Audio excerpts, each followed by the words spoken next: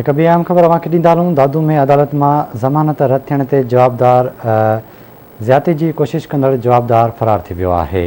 ये अहम ख़बर अवां ताईं पहुचाई पिया। फरियादिन ड्रामाई अंदाज़ में ढोड़ाए जवाबदार के पकड़े वरितो आहे। जवाबदार सैफुल्ला शाह जो औरत ते तशद्दुद कयो वियो हो। आवाज़ टीवी न्यूज़ फुटेज हथ करे वरिता आहिनि। इन जा तफ़सील मालूम कंदासीं दादू मां तारिक लगारी खां। तारिक, छा तफ़सील आहिनि?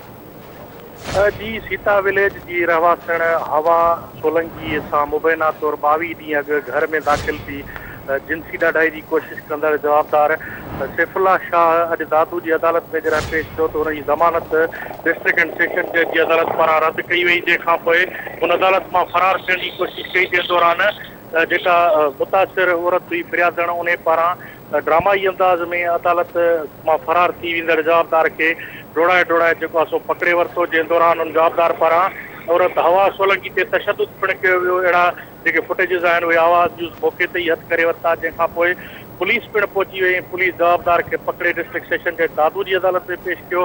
डिस्ट्रिक्ट सेशन जज दादू जी अदालत सैफुल्ला पावर नाले जवाबदार खे डिस्ट्रिक्ट जेल दादू मोकिले छॾियो आहे। संदसि ज़मानत रद्द थियण खां पोइ हुनजे फरार थियण ते औरत सख़्तु जेको आहे सो रद्द अमल ज़ाहिर कंदे खेसि ढोड़ाए उतां पकड़े पुलिस जे हवाले कयो। जी ठीक है तारिक, वॾी महिरबानी अवां जी तफ़सील खां करण लाइ।